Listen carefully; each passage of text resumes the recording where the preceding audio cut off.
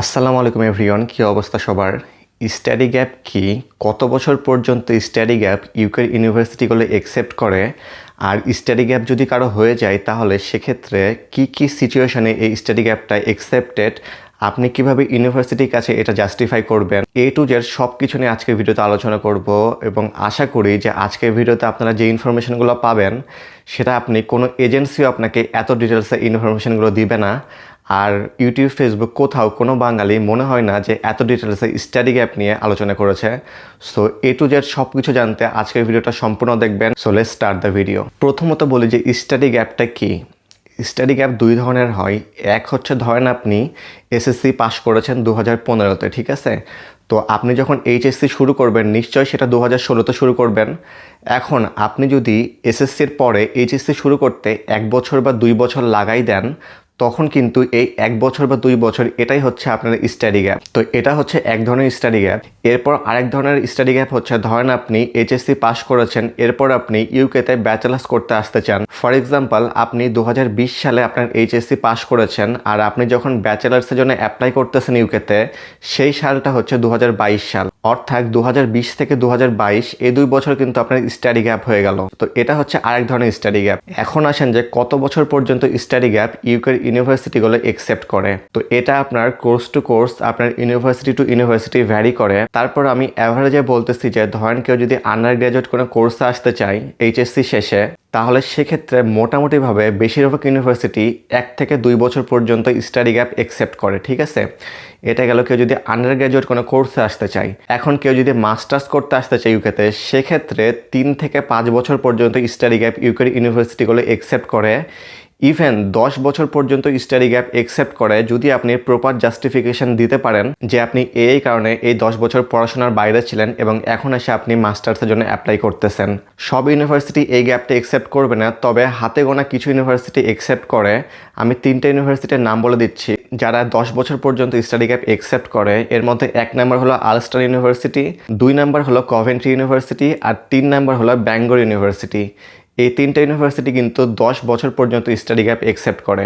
এখন আসেন যে আপনি যে ইউনিভার্সিটিকে জাস্টিফাই করবেন কোন কোন সিচুয়েশনে আপনার এই স্টাডি গ্যাপটা একসেপ্টেবল হবে। তো এর মধ্যে প্রথম রিজন হলো, এক, যদি আপনি মেডিকেল কোনো কারণে আপনি যদি পড়াশোনা থেকে দূরে থাকেন, অর্থাৎ আপনার কোনো মেডিকেল অথবা হেলথ রিলেটেড প্রবলেম অথবা আপনার ফ্যামিলিরও যদি কারো এ ধরনের প্রবলেম হয়, তাহলে আপনি যদি প্রপার ডকুমেন্টেশন দিয়ে আপনি ইউনিভার্সিটিকে সেটা জানান, এই স্টাডি গ্যাপটা কিন্তু একসেপ্টেড। এটা গেল হচ্ছে 1 number, medical or health issue.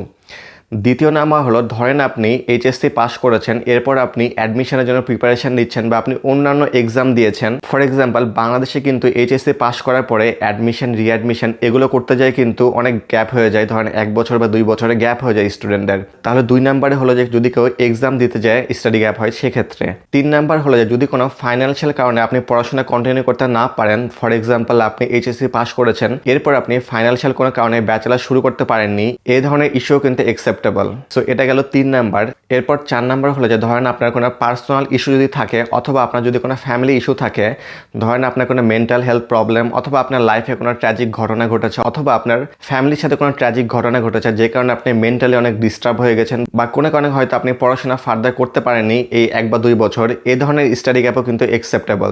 তাহলে 4 নাম্বারে এটা গেল।